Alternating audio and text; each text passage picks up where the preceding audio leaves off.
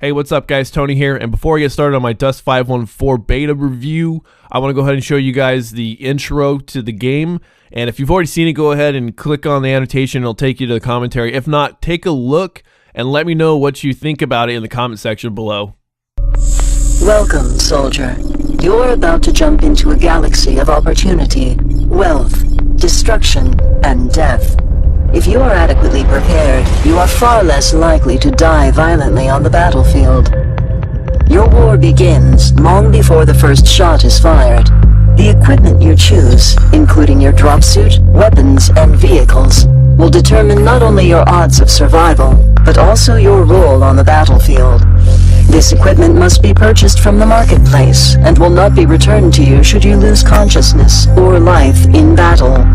Your clone continually accrues skill points in battle and out. In turn, these points are applied to skills to increase their effectiveness or to teach you how to use more advanced gear. The skills you train will define the warrior you ultimately become. Your Neocom is as important a tool as any weapon you will ever wield on the battlefield.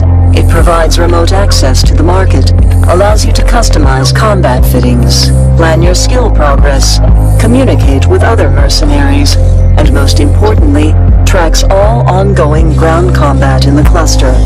Your mercenary status allows you to fight for the corporations or factions of your choice. Once committed to a battle, you will join your allies in an orbiting war barge to suit up, form squads, compare gear, and devise strategies for the battle ahead. Remember that communication extends beyond the mercs around you. You can discuss tactics both in a local chat and within your corporation, and even with Starship pilots in EVE Online. Combat in New Eden is fast, frantic, and brutal. As good as you are, you will die. And when you do, you will reawaken in a clone, ready to return to battle, wiser and better prepared for the challenges ahead. Whether sneaking past enemy positions, plowing through them in a tank, or supporting your squad, you must adapt to a dynamic and dangerous battlefield. Tactical objectives change with every battle. You might need to clear out drone infestations, or participate in massive land grabs sponsored by galactic empires. You may find yourself fighting wars for ideals, for money, or simply because it's what you're good at. Along the way, you'll meet like-minded mercs and forge alliances.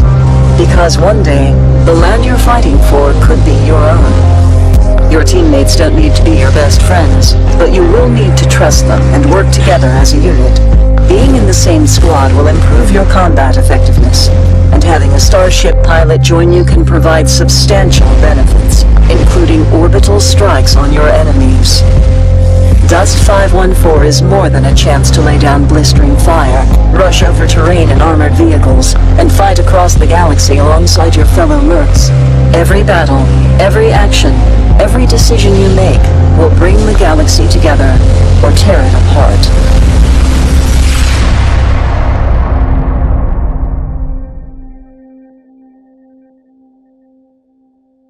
Alright, welcome back, and I don't know about you guys, but I'm pretty jazzed about watching that intro again, and then getting ready to do this commentary. I get all pumped, like, yeah! Because I don't know about you guys, but for a long time, I've asked myself, like, what is it about shooters I think that's missing for me? And this whole bigger environment, this whole galaxy to play in, and these things to do beyond just playing the game mode, taking the objective, killing the bad guys, and just doing the sort of same rigmarole that is normal shooters. It's just kind of what it is now. It's just everyone knows what to do for the most part, you know, if you have been in a shooter for a while. And so going from game to game, say like a Call of Duty that comes out every year, it's pretty much the same thing every year. Graphically it changes, the maps change, the excitement of overall the new stuff happens, and it's kind of getting that way with Battlefield as well. Can't really say that for sure because we don't know what Battlefield 4 is going to be like and when the next Battlefield after that's going to come out. But the idea is that people are just sort of getting tired of this similar formula. And it seems that Dust 514 is bringing in a new element to the shooter genre. You know, the MMORPG kind of, first-person shooter, excuse me. So it's MMO first-person shooter experience I guess kind of it is an RPG too. So anyway, so you're playing a role, and it brings this whole new dynamic to shooters, and I'm actually pretty excited for it. So, and before I actually get started on my likes and dislikes about it, and just sort of talking about the beta, the open beta that is, I need to preface this by saying that I have been told before that I am, quote, overly critical of betas, and the more I got thinking about it, the more that I feel justified in being overly critical about open betas and betas and demos and such, because of the fact that they're for an open beta, they're looking for people to be critical of their game so they can fix things about it, things that we as a community don't like, and it gives us opportunity to say elicit change or elicit a response, which will then constitute a change from the developers. And that's sort of the reason why you want to be overly critical about these betas and the demos and stuff. Well, demos not really, because they're not changing shit on demos. So betas for sure. And a lot of games that come out, they have these quote open betas. They're not really a beta. They're like, for Battlefield, it was like a really old build that they put online just pretty much to, stress test the servers and to get us playing excited for the game. Obviously, Call of Duty does not have any betas, so we don't, that game just comes out and whatever you get is whatever you get. Well, this game, I guess, it's gone through several phases. There was a closed beta that Scanner was a part of, now the open beta that everyone's a part of, and so it gives us an opportunity to give the developers some feedback and change the game for the better, or what I think would function better. And also, the reality situation is it's my money. I got to determine whether or not I want to spend my money on this game. So if I play the beta and I don't like it and I don't think it's worth my money, I'm going to be critical of it because it's my money. So someone who is an EVE player or someone who just is in love with the open beta, the Dust 514 beta, go easy on me, because I'm only expressing my opinions. I don't mean to shit on your parade, but the reality of the situation is that I'm entitled to my own opinion. And the fact of the matter is if I don't feel that it's going to be worth my money when it's released, I think I should let you guys know. I'm not going to try to convince you about anything. I'm just going to say, hey, look, here's how I feel. It's open and free. Go play it for yourself and go see if you feel the same way. So that's kind of my little rant about betas, because for Medal of Honor, I got a lot of flack for, being, quote, negative and stuff like that. But I was trying to be as objective as possible and as enlightening as possible. And I think it's sort of a responsibility for me to not just be like, this is the best game ever, you're going to love this game because it's huge and stuff. And, boom, there you have it. So anyways, that's sort of a longer preface to this than I wanted to say, but I think it needs to be said. All right, so the first thing I really like about the Dust 514, the game itself, is that this whole larger environment, as I said before, there's 4 factions, and then from the factions you pick bloodlines, and you sort of pick these classes, and I really like that. I like investing myself into a character. I've never really played the MMORPGs outside of DC Online, and so for me, it's one of those things where I don't really venture to that part, get into the whole idea of characters. But when I was playing this, we played it in a big group, when it came out. Colin was saying that, hey, I was like, I love this, I create a character, and I create a character's name, and I get into the character, and I want to play this character a certain way, and he really gets into the character creation aspect of it. And not me, I haven't, not yet, but I might. But I do like that. The one thing I don't like about this is from the open beta, you don't get a sense that the actual factions mean anything yet. And so that's a big question mark. So I've got a list of questions that I'm not sure about. And one of them is the fact that I'm not entirely sure what the factions are going to do and how they're going to represent themselves in the future, because we all had picked different factions, yet we were still able to play with each other. And I kind of thought it was going to be along the vein of, say, like a MAG, where you pick your faction and that's your faction. If your friend's on a different side, then he's on a different side, and there's nothing you can do about it besides start a new character and end up on the same side. So there's that. And I kind of hope that when the game's released, that they're going to have things that distinguish each class from each other, each faction from each other, like gear and guns and stuff like that. So there's a benefit to playing as each individual faction, so that way not everybody gets the same gear, because then what would be the point of the factions, besides, I don't know, playing separate missions and stuff. So, and along that line, actually, the thing that I also hope for is that there are, individual faction missions and not just this one global war, as we're kind of shown, and it's quite limited. So I realize that it's quite limited, but in the beta, it's very limited. So you just play 2 game modes, and all factions are there, and there's really no purpose besides it. So essentially, when you're playing it, it's either conquest or domination, conquest basically, for Battlefield people, and TDM. So you're playing conquest and TDM, and that's it. It's really, there's nothing about it. There's nothing special about it. So I imagine there's gonna be more game modes than that. But for right now, from what I've seen, there's nothing in-game wise for this whole overarching storyline that you guys just watched, or if you have already seen it, the intro. There's nothing that sort of separates it from the style of games that we already have today, just because of the fact that it's like, okay, boom, those are game modes that we already have now. What makes those different for Dust 5.4? Another thing I actually really like, and some people disagree with me, I like the one life thing. Actually, it's kind of frustrating right now because I played the beta once. I've given this thing a solid hour and a half, or maybe, I don't know, I have to look. But the one thing that I really caught on to was the fact that you've got one life, you've got one gun, one suit of armor, you know, you got all the basic kits, but if you buy anything, those you have to purchase in quantity. So when you're buying like 10 guns, 10 pieces of armor, 10, you know, modules, power modules, stuff like that, those go into your life. So you use one and you die and they're gone, and you have to go buy more. So I was like, that's an interesting dynamic to this shooter genre, because then it gives you something that you also need to monitor and control and sort of, you know, keep track of. Basically, you know, how many guns do I have? How much armor do I have? How much do I have to buy in the next round? So I thought that was pretty cool. I really do enjoy that aspect of Dust so far. Alright, so the other thing is the maps are huge. If you guys have not played Dust already, they're friggin' huge. I mean, they're way bigger than Battlefield maps. I mean, these things are gigantic.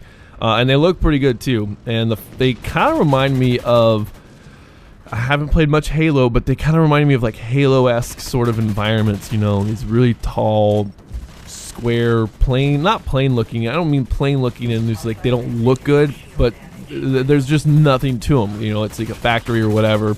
And there's areas that you can fight in, and that's it. You know, it's kind of plain. You know, it's not these dynamic environments with, you know, busted up buildings or whatever. You know, it's just these sort of futuristic, I don't know, colony or something on this planet, or factory or whatever. That's kind of what it is. It's factory. So I think the maps are pretty cool. They're huge. The spawn-in screen is kind of a bitch, to be honest. Like, I wish there was some sort of reticle on the map that showed you exactly where you're looking, because when you start moving around, like, you'll see the cursor move, and you start moving your cursor around with your analog stick. It sort of like goes over something and it starts spinning, but you don't really have any sort of idea on what the center of your screen is close to, you know, in relation to that. So you just sort of lock onto it, and you're like, oh, okay, I can spawn there. So I wish there was sort of some shimmering beacon or something that goes and shows you on the ground where you're actually looking, so that way it helps you better navigate through that menu. And like I said, that's something that's an aesthetic thing for me. I think it would help people out. I want to know, and I've got some questions, and I'm not sure if people who've been playing this for far longer than I have, who played in the closed beta, as far as like what sort of storyline is there going to be? I mean, are there going to be like in, say, like DC Universe Online, where they have, you know, PvE and PvP, and I think it's the same way for World of Warcraft. Where you can do, you know, the PvE sort of branch where you're just sort of, you know, playing against bots, and then you've got the PvP environment where you're obviously playing against players. And so I kind of want to know if there's going to be that sort of environment where you can jump in and do like co-op missions, you know, and have like this storyline and go do things. Not necessarily, you don't have to go play against, you know, people. You can go run missions and stuff. That I think would be really cool, and I'm really interested to find out if that is in the game. So if you know, let me know. And along that same sort of line, I'm curious to know, like, what's the storyline going to be? Because already you get this hint that you're this mercenary, and you're fighting not really for a cause, but because you're a mercenary, you want to get paid. So I want to know if there's going to be some overarching storyline. And to be honest, because I've never played EVE, I wonder if there is sort of this learning curve, you know, about the backstory of EVE, if that us, you know, console players aren't going to know if we haven't played EVE.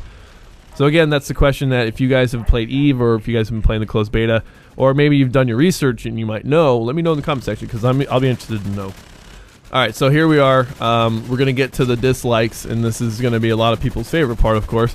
The dislikes, like I said, I'm really hard on this game because of the fact that If I eventually want to spend my money on it, these are things that I think that should get changed and should get adjusted. So if you love this game, just really take this with a grain of salt and understand that I'm looking at it from a global perspective, from someone who has not played very much of this game, and I don't really believe in the whole, well, you just got to get used to it aspect, because there are certain things that you shouldn't have to get used to, as far as control wise and actually game mechanics wise, because we already have a gold standard of what good games are like for playing first person shooters, and so to stray far from that, I think is a cause for concern, and it's going to lose interest in the game. If they want to sell the game, they want people to be interested in it. And I know there's gonna be a lot of people that just want the small niche group to play it because they don't want to get like too many Call of Duty players or too many Battlefield players or whatever into this game. So, but here, let me get into my dislikes. The first one is the feel of the game.